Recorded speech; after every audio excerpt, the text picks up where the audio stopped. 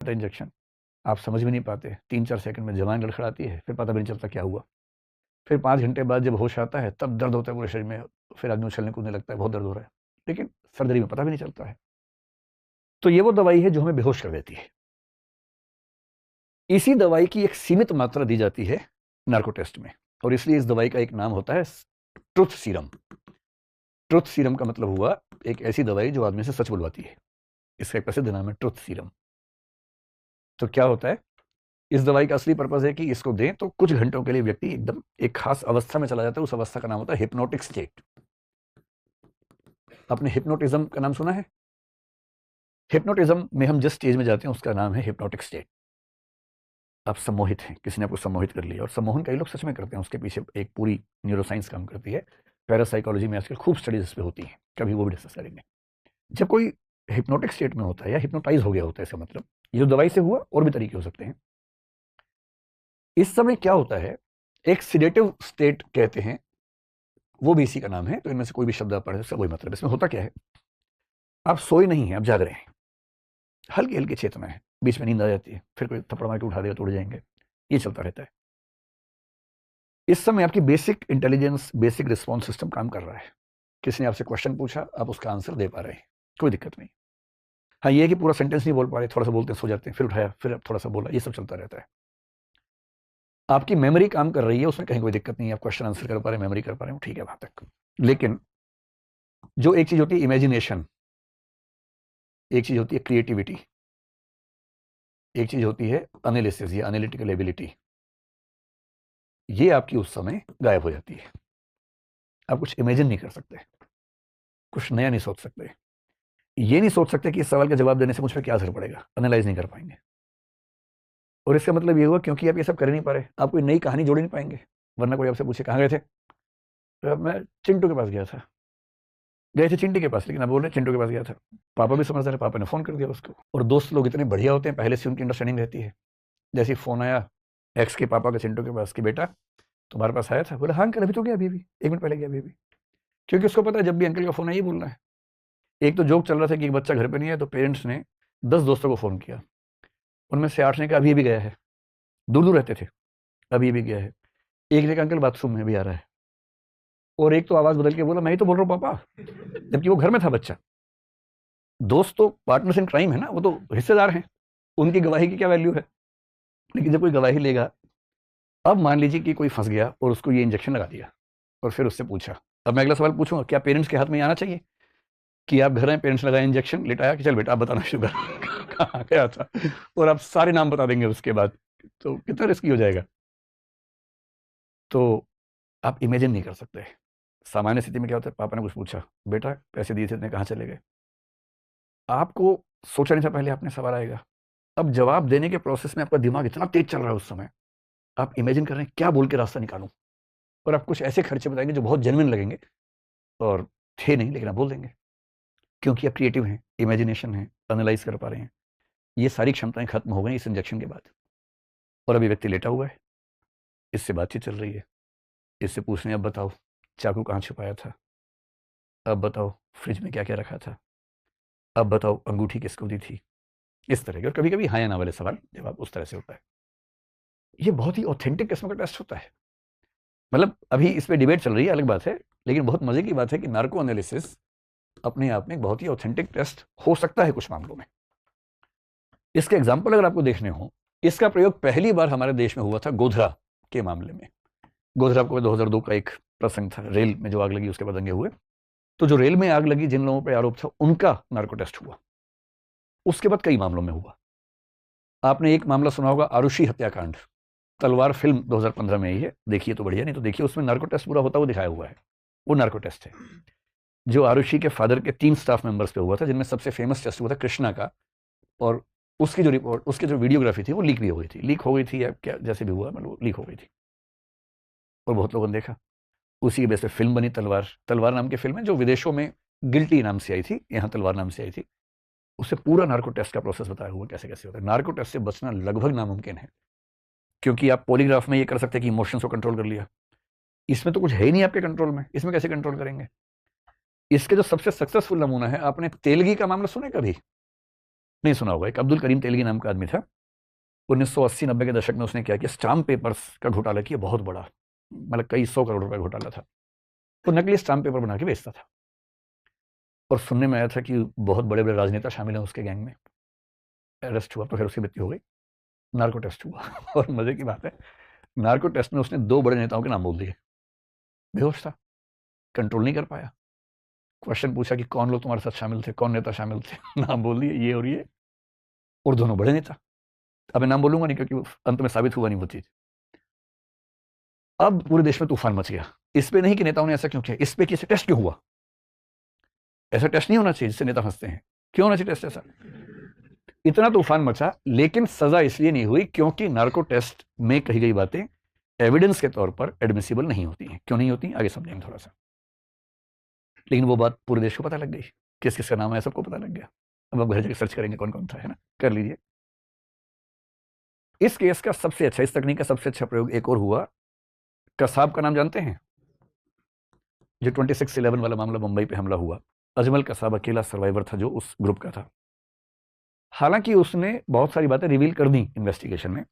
क्या होता है इन्वेस्टिगेशन में, पुलिस ये भी कह के बात करती है कि देखो भाई, तुम्हारा मरना तय है, तुम्हारी टीम के सब लोग मर गए, तुमने हमारे देश के इतने लोगों को मारा, बचोगे तो नहीं, कोऑपरेट करोगे तो फिर भी कोई चांस बन सकता है। तो लोग इस उम्मीद में कि शायद कोऑपरेट करने से चांस बने, लोग रिवील कर देते हैं। तो जो मैंने पढ़ा उस केस के बारे में, ज्यादा बातें उसने रिवील कर दी थी। उसके बाद भी उसका नार्को टेस्ट किया गया था, इसलिए किया गया था कि शायद कोई इंटरनेशनल लिंक्स पता लगे, पाकिस्तान की सेना हो सकती है, आईएसआई का मामला हो सकता है, लश्कर कैसे काम करता है पता लगेगा, तो कर लेते हैं। और ऐसा दावा किया जाता है कि उससे बहुत क्रूशियल इन्फॉर्मेशन मिली, बहुत सारी बातें उनकी तस्दीक हो गई कि जो उसने कहा था वो ठीक कहा था, और बहुत सारी बातें और जानकारियां मिली हमें, उसकी ये वैल्यू है। तो ये सारे ऐसे केसेस हैं जिसमें नार्को टेस्ट हुआ, और नार्को टेस्ट की वैलिडिटी को लेकर जनरल परसेप्शन ये है कि नार्को से बचना नामुमकिन है, बशर्ते क्वेश्चनेयर ठीक बनाया गया हो, क्वेश्चंस पूछने वाला सही व्यक्ति हो, जो आंसर्स हैं उन आंसर्स के बेस पर रिपोर्ट बनाने वाला व्यक्ति समझदार हो, तो नार्को टेस्ट से बचना बहुत मुश्किल काम है। ये इसके बारे में एक सामान्य राय है। इस केस में नार्को भी हो चुका है, लेकिन नार्को को लेकर एक दिक्कत की बात है कि रिस्की है थोड़ा सा। वैसे तो एनेस्थीसिया से बहुत कम लिया जाता है, उसमें जान का खतरा नहीं होता है, लेकिन एक प्रिजम्पशन है कि हर व्यक्ति के शरीर की एनेस्थीसिया को झेलने की ताकत अलग अलग होती है। डॉक्टर पूरी स्टडी करते हैं पहले, आप कभी किसी की सर्जरी होगी ना, तो उस सर्जरी से पहले जो एनेस्थीसिया के एक्सपर्ट्स होते हैं वो उस पूरे व्यक्ति को स्टडी करते हैं ठीक से, कि उसके लिए कितनी डोज ठीक होगी। बहुत ध्यान रखना पड़ता है सर्जरी के दौरान। कम दी और पता लगा ऑपरेशन बीच में उठ के बैठ गया, और अभी काट ही रहे थे उसका हाथ पैर, तभी दिक्कत है। ज़्यादा दी, पता लगा उठा ही नहीं कभी, ये भी खतरा होता है कि ज़्यादा डोज मिली तो मर जाता है आदमी। तो बहुत माइन्यूट लेवल पे डोज को चेक करना पड़ता है उसमें, और इसमें उससे कम देना होता है, केवल सवाल पूछने हैं। तो चिंता होती है कि अगर डोज कम रह गई तो हो सकता है कि वो होशो हवास में जवाब दे रहा हो और हमें लग रहा हो कि बेहोश है। ज़्यादा दी तो हो सकता है कि वो परमानेंटली किसी ऐसी अवस्था में कोमा में चला जाए, ये भी खतरा होता है। तो रिस्क फैक्टर को लेकर थोड़ा सा डर लगता है इस चीज़ को लेकर, लेकिन वैसे इसकी ऑथेंटिसिटी बहुत अच्छी है। अब ये जो आप देख रहे हैं ना, देख के लग रहा है बड़ा खतरनाक मामला है ये टेस्ट नंबर 3 है, जिसको बोलते हैं ब्रेन मैपिंग। मेरे ख्याल से सबसे अच्छी तकनीक ये वाली है, और मेरा ख्याल है कि कुछ केसेस के मामले में इसको हमें वैलिडेट करना चाहिए समय के साथ, अभी ना भी करें, जब सही समय है तब कर देना चाहिए। भारत दुनिया का वो देश है जिसने दुनिया के इतिहास में पहली बार इस टेस्ट के बेस पे एक व्यक्ति को उम्र कैद दी थी 2008 में, हालांकि बाद में वो कैंसिल हो गया। समझिए क्या टेस्ट है। देखिए, अगर मैं कहूं कि ब्रेन मैपिंग है तो एक बेसिक कंसेप्ट समझ लीजिए। आपने 2 शब्द सुने होंगे, एक ईसीजी सुना होगा और एक ईईजी सुना होगा। सुना है, स्कूल कॉलेज में पढ़ाई होगा। ईसीजी की फुल फॉर्म क्या है, इलेक्ट्रोकार्डियोग्राफ, और ईईजी होता है इलेक्ट्रोइंसेफेलोग्राफ। सेफल ये शब्द जहां भी है इसका मतलब दिमाग की बात चल रही है, कार्डियो शब्द जहां भी है इसका मतलब दिल की बात चल रही है, ठीक है। ये जो लेबोरेटरीज हैं, टेस्टिंग मैकेनिज्म है ना, बहुत मुश्किल होता है ये समझना कि शरीर के अंदर क्या दिक्कतें चल रही हैं। इसलिए मेडिसिन के विकास से ज्यादा जरूरी है पैथोलॉजी में ये समझ पाना कि क्या दिक्कत चल रही है। दवाई तो बन जाएगी, पहले समझ तो है कि हो क्या रहा है इस व्यक्ति को अंदर। अच्छा, उसके अंदर क्या हो रहा है उसको देखने के लिए खोल देंगे तो फिर बंद करना मुश्किल हो जाता है। तो बिना किसी को ऑपरेट किए पता करना है कि उसके अंदर क्या दिक्कतें हैं।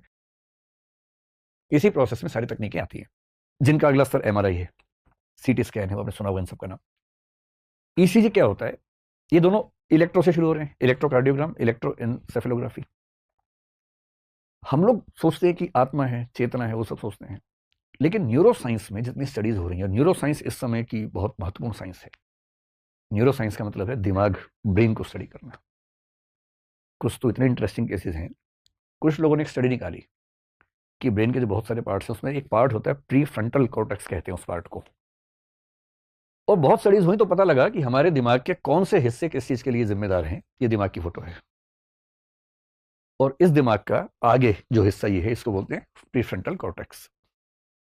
अब स्टडीज बड़ी स्पष्ट हैं कि आप जो कॉम्प्लेक्स एक्टिविटीज करते हैं उसके लिए ये भाग जिम्मेदार है, और इसके अलावा जो अपराधी हैं, जो बहुत वायलेंट लोग हैं, बहुत एग्रेसिव लोग हैं, बहुत गुस्सैल, चिड़चिड़े, आक्रामक लोग, उनकी उस सारी आक्रामकता के लिए भी ये वाला भाग जिम्मेदार है।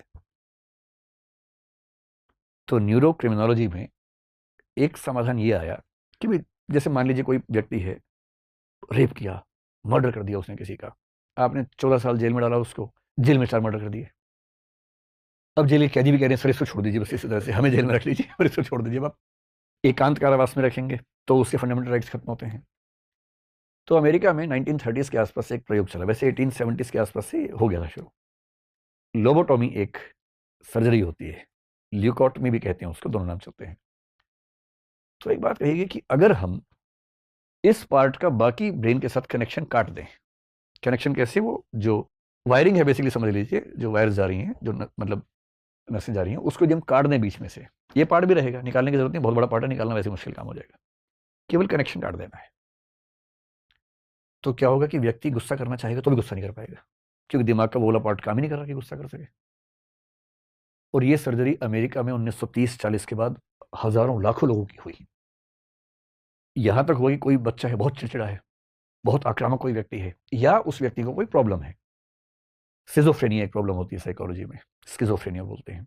बाइपोलर डिसऑर्डर आपने नाम सुना होगा, एपिलेप्सी कई लोगों को हो जाती है। एपिलेप्सी समझते हैं ना, हिंदी में क्या बोलते हैं एपिलेप्सी को? मिर्गी, मिर्गी का दौरा पड़ना। बाइपोलर डिसऑर्डर पे फिल्में बनी है। एक व्यक्ति है, एक एक फेज में बहुत गुस्से वाला एकदम अलग व्यक्ति, और दूसरे में एकदम विनम्र हो जाता है। दो ध्रुवों पर उसका व्यवहार चलता रहता है, उसको बोलते हैं बाइपोलर डिसऑर्डर। और स्किजोफ्रेनिया का मतलब है कि व्यक्ति बहुत तनाव लेता है। एक ऑब्सेसिव कंपल्सिव डिसऑर्डर नाम की चीज है, उससे लिंक्ड है। जैसे किसी व्यक्ति को इतनी चिंता रहती है हर समय, क्यों घर से बाहर निकला, अचानक देखा कि सड़क के दूसरी तरफ एक आदमी खड़ा हुआ है ऐसे ही, इसको लगता है क्यों खड़ा है, लगता है साजिश कर रहा है मेरे खिलाफ।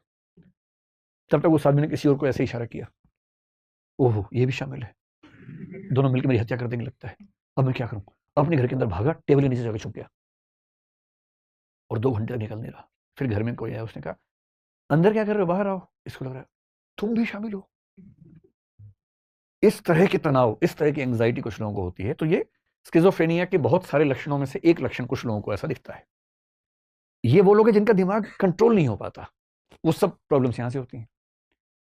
तो एक तरीका है कि इसकी तार काटो तो काम खत्म करो, न उतना तनाव होगा, लोग मस्त रहेंगे। लेकिन ऐसे बहुत केसेस हुए, कई लोग ठीक भी हुए, वो थोड़े पैसिव हो जाते हैं, बहुत जिंदगी उनकी रंगीन नहीं होती, बहुत मस्त मौला नहीं होती, लेकिन हाँ कम से कम उतना एग्रेशन नहीं रहता, गुस्सा नहीं रहता, नफरत नहीं रहती।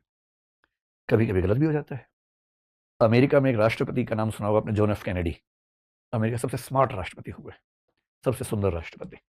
जैसे भारत में बोलते हैं ना, राजीव गांधी सबसे स्मार्ट प्रधानमंत्री हुए, तक सबसे सुंदर प्रधानमंत्री हुए। मतलब कोई प्रधानमंत्री सुंदर है नहीं, कोई कसौटी नहीं है, लेकिन कहने वाले कहते हैं। तो JF कैनेडी बड़े स्मार्ट आदमी थे, बाद में उनकी हत्या हुई। 1941 में उनकी बहन रोजमेरी कैनेडी के साथ लोबोटॉमी का सर्जरी हुई, और उनकी बहन, ये है उनकी बहन रोजमेरी कैनेडी। और दुर्भाग्य ये कि उस सर्जरी के बाद ये जिंदगी भर उठ नहीं पाई, मतलब नॉर्मल लाइफ नहीं जी पाई, इंस्टीट्यूशनलाइज हो गई, इनकैपेसिटेटेड हो गई। इसका मतलब उनकी एक सामान्य व्यक्ति के रूप में जो क्षमताएं थी वो सारी खत्म हो गई।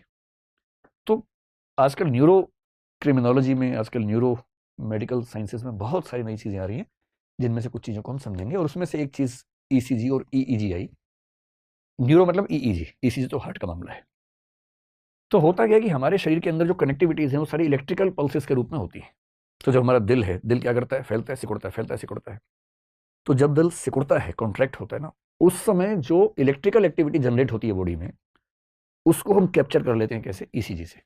जब ECG आपका, अभी क्या हुआ होगा आप लोग, छोटे बच्चे आप लोग तो हैं, जब ECG होता है तो 3-4 चीज़ें लगाते हैं पेट के हिस्से में, इलेक्ट्रोड्स होते हैं बेसिकली, वो उस इलेक्ट्रिकल एक्टिविटी को कैप्चर करते हैं। और जनरली क्या होता है, ऐसा ऐसा ग्राफ आता रहता है, और उसमें सिर्फ ये देखा जाता है कि अगर ग्राफ में रिदम ठीक है तो इसका मतलब दिल ठीक काम कर रहा है। तो ईसीजी क्या है? दिल की गतिविधियों को इलेक्ट्रिक पल्सेस के ग्राफ के रूप में समझना कि दिल ठीक चल रहा है कि नहीं चल रहा है। ये तो आसान था। बाद में वैज्ञानिकों ने उससे मुश्किल चीज बनाई, इलेक्ट्रोइंसेफेलोग्राफी। ये ब्रेन का है और इसमें क्या करते हैं, ये देखते हैं कि ब्रेन में चीजें ठीक से काम कर रही हैं कि नहीं कर रही। जैसे ब्रेन ट्यूमर किसी को होने का खतरा हो तो क्या होगा, उसका ईईजी होगा। किसी को स्लीप डिसऑर्डर है, ऐसे लोग हैं कि 2-2 साल हो गए ठीक से सो ही नहीं पा रहे, 1 घंटे की नींद की एवरेज आ रही है, नींद नहीं आती, इसका मतलब ब्रेन में कुछ प्रॉब्लम है, तो उसका ईईजी होगा। या चोट लगी, मेमोरी खत्म हो गई या कम हो गई, या ब्रेन ठीक वैसे काम नहीं कर रहा, तो उसका ईईजी करना पड़ेगा। ईईजी कैसे करते हैं? तो कंसेप्ट ये कि जो ब्रेन की सेल्स हैं आपस में जब कम्युनिकेट करती हैं तो इलेक्ट्रिकल पल्सेस के रूप में करती हैं। अब इलेक्ट्रिकल पल्सेस अगर हमें पता लग जाए कि दिमाग के कौन से हिस्से में इलेक्ट्रिकल पल्सेस की फ्रीक्वेंसी क्या है और हम चेक कर लें कि उतनी उतनी है या नहीं, तो हम समझ जाएंगे कि दिमाग ठीक काम कर रहा है। इतना सिंपल है। तो 1965 के आसपास ईईजी एक अच्छे लेवल पे आ चुका था और इसका तरीका क्या होता है कि हम दिमाग पे इलेक्ट्रोड्स लगाते हैं, कितने, 32, यानी खोपड़ी में 32 पॉइंट्स पर हम इलेक्ट्रोड्स लगा देते हैं। इलेक्ट्रोड का काम क्या है? इलेक्ट्रिकल जैसी करंट जनरेट होगा उसको कैप्चर कर लेगा और साथ में कंप्यूटर है, कंप्यूटर उसको नोट कर लेगा और नोट करने के बेस पे ग्राफ बना देगा कि कौन कौन से पार्ट में कैसी कैसी एक्टिविटीज चल रही हैं। तो जब ईईजी होता है, ईईजी की फोटो ऐसी आती है, कुछ कुछ ईसीजी जैसी, लेकिन उसमें बहुत सारे पैरामीटर्स काम कर रहे होते हैं। जैसे नींद हमारी कैसी है, आपने सुना होगा नींद में भी अल्फा लेवल पे गए कि नहीं गए, बीटा पे गए कि नहीं गए, ये सब उसका एक सर्वे है, नींद का सर्वे है। आजकल तो नींद की स्टडीज भी बहुत प्रामाणिक हो गई है ना। अब ये नहीं है कि गहरी नींद आती है, लेटता हूँ, सो जाता हूँ, नींद नहीं आती है, वो ईईजी कर लेंगे तुरंत। ईईजी करके बताएंगे कि आप नींद की 4-5 अवस्थाओं में किस अवस्था में कितनी देर रहे और वो आपके लिए पर्याप्त है या नहीं है, वो उस लेवल पे आजकल बातें चलती हैं। इस ईईजी को 1965 में एक वैज्ञानिक ने कन्वर्ट किया एक टेस्ट के रूप में और उस टेस्ट का जो नाम है वो नाम है ब्रेन इलेक्ट्रिकल एक्टिवेशन प्रोफाइल, बीईएपी। ये पहला एक्सपेरिमेंट था अपराध को समझने के लिए, ब्रेन इलेक्ट्रिकल एक्टिवेशन प्रोफाइल। क्या किया उस आदमी ने, उसने एक वेव का पैटर्न निकाला जिसको बोलते हैं P300 वेव पैटर्न। और क्या स्टडी की, सोचिए। रिसर्च करते करते उसने पाया कि हमारा दिमाग शांत है, जैसी कोई ऐसा इनपुट मिलेगा जो हमारी मेमोरी से लिंक्ड है, हमारे दिमाग में एक इलेक्ट्रिकल वेव जनरेट होती है, उस वेव का नाम है P300। जैसे मान लीजिए आप बैठे हैं, कुछ मैंने 5-6 ऐसे शब्द बोले जो आप नहीं जानते। जैसे मैंने अल्जीरिया देश का नाम बोला, आपको बहुत आइडिया नहीं, कुछ नहीं होगा। मैंने किसी दूसरे देश के गांव का नाम बोल दिया, आपको नहीं पता। उस देश के गांव में रहने वाले व्यक्ति का नाम बोला, आपको नहीं पता। अपने देश के गांव का नाम बोला, आपको नहीं पता। किसी किताब का नाम बोला, आपको नहीं पता। तो दिमाग में ठीक है, नॉर्मल चीज चल रही है। अचानक मैंने एक ऐसे व्यक्ति का नाम बोला जिसको आप जानते हैं, जैसे ही बोलूंगा आपके दिमाग में P300 वेव जनरेट हो जाएगी और जो आप नहीं जानते वहां नहीं होगी। ये उसने रिसर्च की और उसको लगा कि अगर ये हो रहा है तो हम किसी आरोपी को ऐसे सवाल पूछ के जिनका संबंध उस अपराध की घटना के साथ हो, ये चेक कर सकते हैं कि ये उसके बारे में जानता था कि नहीं जानता था। अगर जानता होगा तो P300 वेव बनेगी, नहीं जानता होगा तो वेव नहीं बनेगी। कितना सिंपल है। और इस टेस्ट का नाम रखा गया BEAP और भारत में एक वैज्ञानिक ने इसको थोड़ा सा और मॉडिफाई किया, उसका नाम रखा BEOS, brain electrical oscillation signature बोलते हैं इसको। ये जो वैज्ञानिक हैं इनका नाम चंपादी मुकुंदन है और ये बेंगलोर के national institute of mental studies शायद कुछ नाम है, उसमें काम करते थे पहले, बाद में उन्होंने अपना रिसर्च लेवल शुरू किया। BEAP में एक दिक्कत थी। जैसे मान लीजिए अपराध की बात चल रही है, आपने पूछा चाकू, वेव बन गई, फ्रिज वेव बन गई। पर अभी एक रिस्क हो सकता है इस मामले में, किसी मामले में भी रिस्क हो सकता है। मान लीजिए कि मैं अपराधी था, वेव बनेगी मेरे दिमाग में। मान लीजिए कि मैं अपराधी नहीं हूं, मैंने किसी को बताया था कि मैं क्या कर रहा हूं, जानकारी उसको भी है, उसके सामने सवाल किया, वेव बन गई उसके अंदर भी। तीसरा व्यक्ति, उसने अखबार में पढ़ा था, जानकारी थी, वेव बन गई उसके अंदर भी। तो अपराधी था या अपराध का केवल देखने वाला था, विटनेस था, या अपराध को केवल उसने कहीं से सुन लिया था, पढ़ लिया था, ये कैसे पता लगाएं? कुछ साबित तो नहीं हो रहा इससे। तो इन साहब ने BEOS में ये दावा किया कि हम इस डिफरेंस को भी पकड़ सकते हैं, कि इस वेव से ये पहचान सकते हैं कि इस व्यक्ति की इस वाले मामले में भूमिका केवल विटनेस की थी या इसमें इन्वॉल्वमेंट की भूमिका थी। और वो भी कैसे पहचान सकते हैं? जो वेव्स बनती हैं उनके पैटर्न के अंतर से पहचान सकते हैं। ये टेस्ट बड़ा सुपरहिट हो गया भारत में। और जब ये टेस्ट सुपरहिट हुआ, और ये होता कैसे? एकदम ईईजी की तरीके से होता है। ये देखिए, ये है। अगर कोर्ट कहती है कि ब्रेन मैपिंग करो इस केस में, तो ऐसे होगा। 32 इलेक्ट्रोड सिर पे लगाए जाएंगे। उसके बाद फिर इसमें क्वेश्चन ही पूछते हैं। इसमें व्यक्ति आंख बंद करके बैठा हुआ है, या आंख खोलते हैं, कभी कभी दिखाते हैं कुछ वो चीजें। ना कुछ बोलना है, ना बेहोश करना है, कुछ नहीं करना है। कुछ शब्द बोलेंगे, कुछ वाक्य बोलेंगे, कुछ चित्र दिखा देंगे, कोई फिल्म भी दिखा सकते हैं सामने। इसे कुछ नहीं बोलना। ये कितनी भी ताकत लगा ले, अपने ब्रेन की वेव जनरेट होने से रोक नहीं सकता। सीधी सी बात है, वो तो जनरेट हो ही जाएगी। इसलिए पॉलीग्राफ में धोखा देना आसान काम है। जो नार्को है उसमें धोखा नहीं दे सकते, लेकिन उसमें मर सकता है आदमी, या परेशान हो सकता है। इसमें ना धोखा दे सकता है, ना मर सकता है। इसलिए इसमें जो वैलिडेशन वाला मामला है, सबसे स्ट्रांग माना जाता है। और इसका फायदा ये हुआ कि 2005-7 के आसपास 2 राज्यों ने, देखिए ऐसी रिपोर्ट भी लगभग ऐसी आती हैं इसमें, 2005-7 के आसपास 2 राज्यों ने, एक गुजरात और एक महाराष्ट्र, इनको समझ में आ गया कि ब्रेन मैपिंग ऐसी चीज है कि इससे अपराधियों को बहुत जल्दी हम कन्विक्ट कर सकते हैं या छोड़ सकते हैं। अगर वो साबित हो गया कि बेकसूर है तो क्यों परेशान करें, छोड़ो उसको। और यदि साबित हो रहा है कि अपराधी है तो एक प्रूफ मिल जाएगा, कम से कम टाइम बचेगा, जल्दी हम काम करेंगे अपना। तो गुजरात में एक उस समय महिला थी जिनका नाम था संतोख बेन जडेजा। पोरबंदर जो महात्मा गांधी का इलाका है, वहां जूनागढ़ के आसपास। भारत की बहुत रेयर जो महिला गैंगस्टर्स हुई हैं उनमें से एक ये थी। अगर आप गुजरात से उनका नाम जरूर जानते होंगे। एक फिल्म सुनी अपने, गॉड मदर? एक बार देख लीजिए फिल्म, बहुत शानदार फिल्म है। शबाना आजमी उसमें लीड रोल में थी, पंचायती राज से लिंक्ड है। वो गॉड मदर फिल्म इनकी कहानी पे टिकी हुई है। इनको वहां के लोग गॉड मदर ही कहते हैं। एक बहुत बड़ा गैंग, जिसमें मतलब कम से कम 100 लोग गैंग में शामिल थे। 14 मर्डर्स का आरोप इनके ऊपर लगा हुआ था। 500 और केसेस के आरोप थे। परिवार में भी कई लोगों की हत्याओं के आरोप लगे। तो वहां के लोगों को लगने लगा था कि भाई कुछ सीरियस होना चाहिए। बाद में इनको वहां से बेदखल कर दिया था, राजकोट में शिफ्ट किया गया था। अब इनकी मृत्यु हो गई। तब अंत में जूनागढ़ की अदालत ने, 2007 जून की बात है, आदेश दिया कि इनका ब्रेन मैपिंग होना चाहिए। बहुत इंटरेस्टिंग बात है। 2000 में नेशनल ह्यूमन राइट्स कमीशन, इसका नाम सुना है? एनएचआरसी का नाम है ना। एनएचआरसी ने 2000 में कहा था कि बिना परमिशन के पॉलीग्राफ नहीं हो सकता किसी का। अब इससे दोनों व्याख्याएं हो सकते हैं कि पॉलीग्राफ के लिए कहा था, इसके थोड़ा ना कहा था। दूसरा ये कि इस तरह के हर टेस्ट के बारे में कहा था। तो जूनागढ़ की अदालत ने आदेश दिया कि आपका ब्रेन मैपिंग टेस्ट होगा, लेकिन एक टाइम दिया 15-20 दिन का, कि अगर आप हाई कोर्ट जाके अपील करना चाहें तो कर लीजिए। फिर ये वहां से हाई कोर्ट चली गई। पहले जूनागढ़ कोर्ट में था, सेशन कोर्ट में। हाई कोर्ट ने भी कहा कि अदालत का फैसला एकदम ठीक है, आपका ब्रेन मैपिंग टेस्ट होगा, लेकिन इतना टाइम दे रहे हैं, चाहे तो सुप्रीम कोर्ट में अपील कर दीजिए। तो सुप्रीम कोर्ट चली गई। इनका टेस्ट हुआ नहीं, क्योंकि सुप्रीम कोर्ट ने कई मामले मिला के, इसके साथ साथ और कई मामले मिला के 2010 में एक फैसला दिया, जिसको बोलते हैं सेल्वी का फैसला, जो इस मामले में सबसे महत्वपूर्ण फैसला है। और उसमें सुप्रीम कोर्ट ने मना कर दिया कि आप किसी को टेस्ट के लिए कंपल्शन नहीं कर सकते। तो गुजरात सरकार तैयार थी, एकदम मूड में थी कि टेस्ट करवा के मानेंगे। लेकिन महाराष्ट्र सरकार और आगे बढ़ गई, क्योंकि ये संतोख बेन तैयार हुई नहीं टेस्ट करवाने के लिए। तो इसी पे झगड़ा चलता रहा, टेस्ट होगा कि नहीं होगा। पर महाराष्ट्र में जो एक शहर है पुणे, वहां एक ऐसा केस हुआ जो दुनिया का पहला केस है जिसमें ब्रेन मैपिंग के बेस पे सजा दी गई किसी व्यक्ति को। दुनिया का, मैं भारत की बात नहीं कर रहा हूं, ये दुनिया का पहला केस था। केस बहुत इंटरेस्टिंग है, लेकिन क्योंकि वो सब लोग अभी जीवित हैं तो हम उनके सम्मान से क्यों खेलें, तो मैं नाम थोड़ा चेंज करके बताता हूं आपको। एक लड़की थी 24-25 साल की, उसका नाम समझ लीजिए कि ए था। एक लड़का था, उसका नाम समझ लीजिए कि यू था। एक और लड़का था, समझ लीजिए उसका नाम पी था। ठीक। तो ए और यू देश के एक ही राज्य से थे। मैं राज्य का नाम भी नहीं बोल रहा फिलहाल, बहुत मन करे क्लास के बच्चों से पूछ लीजिएगा, बता दूंगा सर।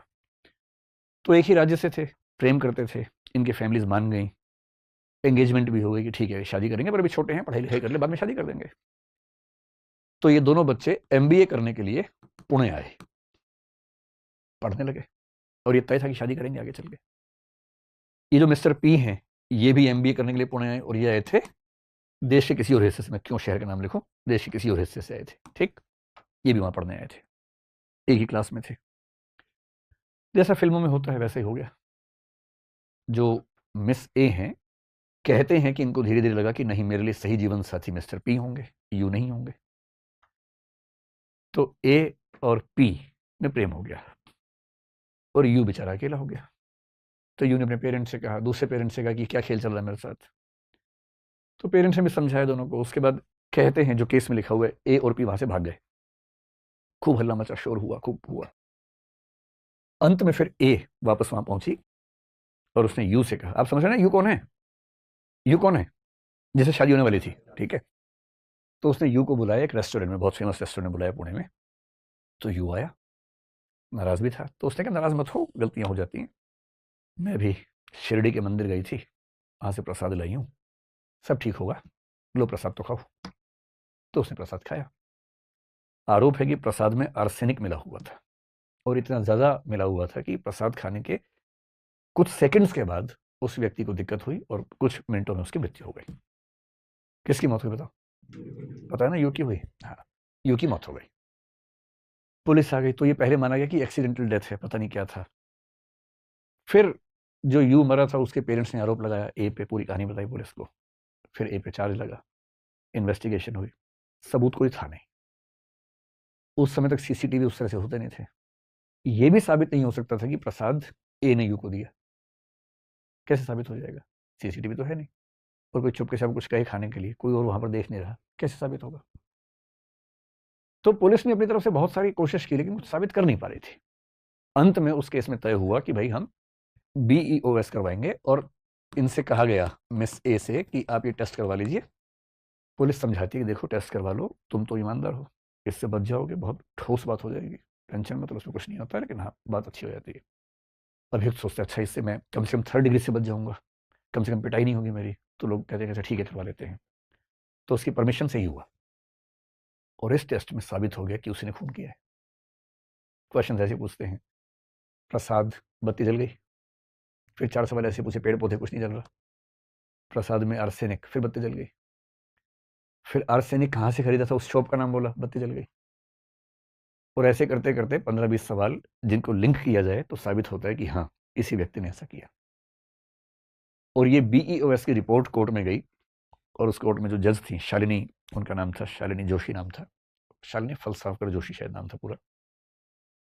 दुनिया के इतिहास में पहला मामला जिसमें कन्विक्शन, कन्विक्शन क्या होता है, यह साबित होना किसने अपराध किया है, जिसमें कन्विक्शन प्राइमरीली इसकी रिपोर्ट के बेस पे हुआ। और भी चीजें थी लेकिन ये भी था। और जज ने जजमेंट में 9 पेज लिखे केवल BEOS को क्यों प्रमाण माना इस बारे में, और उम्र कैद की सजा हुई। हालांकि बाद में सुप्रीम कोर्ट का जो फैसला है 2010 में, उसके बाद ये सब गवाहियां ही बेकार मान ली गई, तो फिर चीज चेंज हो गई। लेकिन हाँ, और जैसी ये सजा हुई, दुनिया भर के क्रिमिनल जो साइंटिस्ट हैं, क्रिमिनोलॉजी के एक्सपर्ट्स हैं, उन सब में चर्चा होने लगी, जर्नल्स में आर्टिकल छपने लगे, आरोप लगने लगे भारत सरकार पे, भारत की राज्य पे। कई देश भागे भागे कि हमें भी दो, हमें भी दो, हम भी करेंगे अपने यहाँ। इसराइल ने बहुत इंटरेस्ट शो किया उस समय, और डिबेट थी कि ये ठीक है नहीं है। लेकिन BEOS से कैसे हम पता लगाते हैं, अब जैसे इस केस में सुनने में आ रहा है कि अगला जो स्टेप होगा वो शायद BEOS का होगा, और ऐसी रिपोर्ट्स के माध्यम से हम चीज़ों को फाइनलाइज करेंगे। ये है 3 टेस्ट। अब सवाल ये है कि लीगल इनकी वैल्यू क्या है, क्या हम इनको लीगली एकदम ठीक मान लें, अभी हमारा सिस्टम क्या मानता है, हमारे सुप्रीम कोर्ट क्या मानता है। तो लीगल में ना 2 क्वेश्चंस पे हमेशा ध्यान रखना। पहली बात कि ये कंपलसरी हैं या नहीं, होने चाहिए या नहीं। आपकी क्या राय है, कंपलसरी होना चाहिए कि किसी पे आरोप है उसको लिटाया, इंजेक्शन लगाया और सब पूछ लिया उससे, बहुत टाइम बचेगा, सरकार का पैसा बचेगा, पुलिस की सैलरी बचेगी, डोज कम देंगे ताकि मरे नहीं, तो कर लेना चाहिए। जैसे मान लीजिए कोई कभी आप पे आरोप लगा दिया, आपका दोस्त उसके से मेरे पैसे चुराए हैं, पुलिस के चलो चलो चलो लेटो, इंजेक्शन लगाया और पूछा, पता लगा चोरी नहीं की, फिर क्या अच्छा ठीक है उठ जाओ, ठीक रहेगा ऐसा? आप नहीं चाहते। अपने ऊपर आते ही विचार बदल जाते हैं, दूसरों के ऊपर आए तो लगता है हाँ हो जाना चाहिए, अपने ऊपर आते लगता है कि नहीं ऐसे नहीं होना चाहिए। और दूसरा ये है कि अगर ये टेस्ट कोई करवाता है तो उसकी वैलिडिटी कितनी मानी जाए, क्या इस टेस्ट की रिपोर्ट से मान लिया जाए कि रिपोर्ट एकदम फाइनल है, या उसके ऊपर कोई question mark, ifs and buts हमें मान के चलने चाहिए। एक ही क्वेश्चन है। आप लोग थक तो नहीं गए, बस 15-20 मिनट में बात करते हैं, खत्म हो जाना चाहिए। पहली बात है कि कंपलसरी इसको माने या ना माने। अब मैं आपको देखिए कंसेप्ट समझा रहा हूं। जब भी कानून की बात हो ना तो गहरी बात कीजिएगा, हल्की बात मत कीजिएगा। लोग बहुत बोलते हैं कैसी पुलिस है, कैसा कानून है, इतना टाइम लगाते हैं, कसाब को बिरयानी खिला रहे थे, ये वो, तुरंत मार देना चाहिए, एनकाउंटर कर दो तुरंत। एक अप्रोच ही होती है। एक कानून की दुनिया में एक ना आदर्श वाक्य चलता है जिसको बोलते हैं एक्सियोम चलता है, और वो एक्सियोम का मतलब है एक मूल वाक्य है जिसके बेस पर सब चीजें बनाई जाएंगी। सबसे मूल सिद्धांत क्या है? एक व्यक्ति था, यहूदी दार्शनिक था, मोजेस मेमोनाइड्स कहते हैं उस व्यक्ति को। शायद आपने इसका नाम कभी सुना हो, नहीं सुना तो इसका वाक्य तो सुना ही होगा जो मैं बोलूंगा आपके सामने अभी। इनका वाक्य है, कई लोग बोलते हैं पर इनके नाम से इस वाक्य को जानते हैं। वो वाक्य ये है कि 1000 अपराधी बेशक छूट जाएं, आगे क्या है? हाँ वही, एक भी निर्दोष को सजा नहीं मिलनी चाहिए। देखिए कानून की समस्या पता है क्या है? आप कितनी भी कोशिश करेंगे, कई अपराधी इतने चालाक हैं कि छूट जाते हैं, कई बेकसूर ऐसे कि फंस जाते हैं। हम चाहते हैं ऐसी स्थिति कि एक भी बेकसूर को सजा ना हो और एक भी अपराधी ना बचे, हम तो ये चाहते हैं, पर ये हो नहीं सकता। क्यों नहीं हो सकता? क्योंकि हर व्यक्ति का अपना अपना डिफेंस मैकेनिज्म है। अब हम दो में से एक तरीका लेके चल सकते हैं। पहला, एक्स ने वाई की शिकायत की कि इसने मुझे मारा, ठीक। जज क्या करेगा? जज कहेगा कि भाई मैं न्यूट्रल होकर चलूंगा, फिर तो फैसला हो ही नहीं पाएगा कई बार। तो मैं एक चीज प्रिजम्पशन लेके चलूंगा। प्रिजम्पशन का मतलब है कि जज की पूर्व मान्यता क्या है, पहले से क्या मान के चल रहा है, इसको बोलते हैं कानून की भाषा में प्रिजम्पशन, पूर्व मान्यता। तो हमारा लीगल सिस्टम हो, अमेरिका का हो, यूरोप का हो, इंग्लैंड का हो, दुनिया के किसी भी सभ्य देश का हो, वो सब मानते हैं कि हम ये मान के चलेंगे कि जो शिकायत है वो झूठी है, जिसके खिलाफ शिकायत है वो बेकसूर है। हाँ, अगर साबित हो गया तो अपराधी मान लेंगे, जब तक साबित नहीं होगा तब तक इसको अपराधी नहीं मानेंगे, बेगुनाह मानेंगे। अब इससे क्या है, शिकायत करने वाले को साबित करना पड़ेगा, साबित नहीं हो पाए तो छूट जाएगा। इससे बहुत सारे अपराधी छूट जाते हैं। दूसरा रास्ता क्या है कि शिकायत हुई और जज ने कहा हम मान के चल रहे हैं कि अपराध किया है भाई तूने, क्योंकि शिकायत की उन्होंने, तू साबित कर दे कि अपराध नहीं किया तो ठीक, वरना टांग देंगे। इससे क्या होगा, अपराधी एक भी नहीं छूटेगा, लेकिन बहुत सारे बेकसूर भी टंग जाएंगे। तीसरा रास्ता है नहीं। तो भारत की सरकार, भारत की कानून व्यवस्था क्या करती है, सामान्य मामलों में यह मान के चलती है कि जब तक अपराध साबित ना हो तब तक बेगुनाह है, साबित होगा तो सजा देंगे। महिलाओं के मामले में, वंचित वर्गों के मामले में थोड़ा सा लिबरल है कि अगर इसने शिकायत की है तो कुछ हद तक मान लेते हैं कि शिकायत सही होगी, लेकिन फिर भी स्कोप मिल जाता है कि हाँ साबित करे दोनों पक्ष। आप इसको चेंज करना चाहेंगे या ये तरीका ठीक है? मतलब जब तक साबित ना हो तब तक बेगुनाह मानना ठीक है या गलत है? खुद को रख के देखना वहां पर कि किसी ने आपके खिलाफ शिकायत कर दी कुछ भी, कि कल रात को ये सड़क पर तलवार लेके घूम रहा था और मैं पास से निकला से मेरी उंगली काट दी, और दिखाई उंगली कटी हुई है, कहीं और कटी हो क्या पता, आरोप लगा दिया। अब पुलिस कह रही है भैया अब तो तुम 5 साल के लिए जेल गए, या तो साबित करो तलवार से तुमने नहीं मारा। क्या मैं कैसे साबित करूं, मैं सो रहा था उस समय। ना ना, साबित करो वरना जेल जाना पड़ेगा। और दूसरा क्या है, भाई तूने शिकायत की है, तू साबित कर, पहले साबित करेगा तो जेल भेजेंगे, वरना हम इसको बेगुनाह मानेंगे। क्या तरीका ठीक है इनमें से? जब तक साबित ना हो बेगुनाह मानेंगे। इसी बेस पर वो सिद्धांत बनता है कि 1000 अपराधी भले छूट जाएं, एक भी निर्दोष को सजा नहीं होनी चाहिए। और इसलिए कानून की दुनिया में हम किसी भी अभियुक्त के मामले में ये प्रिज्यूम करते हैं कि वो दोषी नहीं है। हाँ, साबित हो गया तो दोषी होगा और सजा भी मिलेगी, लेकिन साबित होना जरूरी है।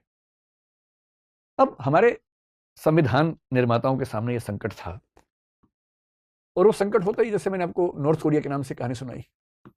अगर पुलिस साबित करने पे आ जाए तो साबित तो हो ही जाता है। तो हमारी कानून व्यवस्था ने, जो कि उस समय हमारे संविधान की बहुत सारी बातें ऐसी हैं जो 1935 के एक्ट में थी, इंग्लैंड के सिस्टम में थी, आईपीसी हमारा, सीआरपीसी हमारा, इंडियन एविडेंस एक्ट हमारा, ये सब उस समय की अंग्रेज शासकों ने बनाया जो इंग्लैंड के सिस्टम से मिलता जुलता था।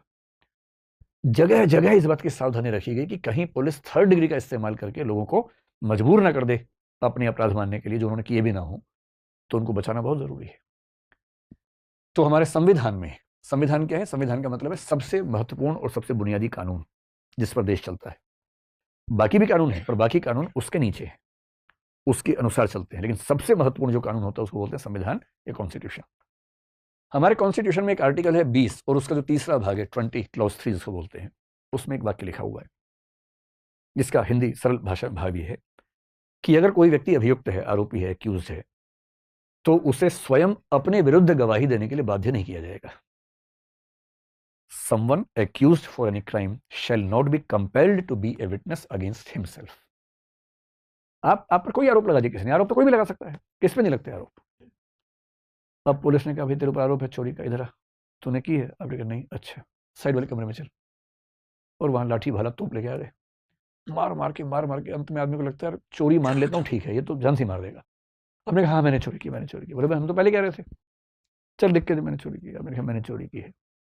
अदालत में देखा है, हाँ जी इसने चोरी की है, वो लिख के दे रहा, बोल भी रहा है, रिकॉर्डिंग भी है इसकी पूरे से। जज ने कहा अच्छा तुम चोरी की है? आप कह रहे हैं हाँ जी मैंने चोरी की है। तो जाओ फिर 1 साल के लिए जेल में। हो गया फैसला, केस बंद, पुलिस इफेक्टिव है, जबरदस्त तरीके से काम चल रहा है।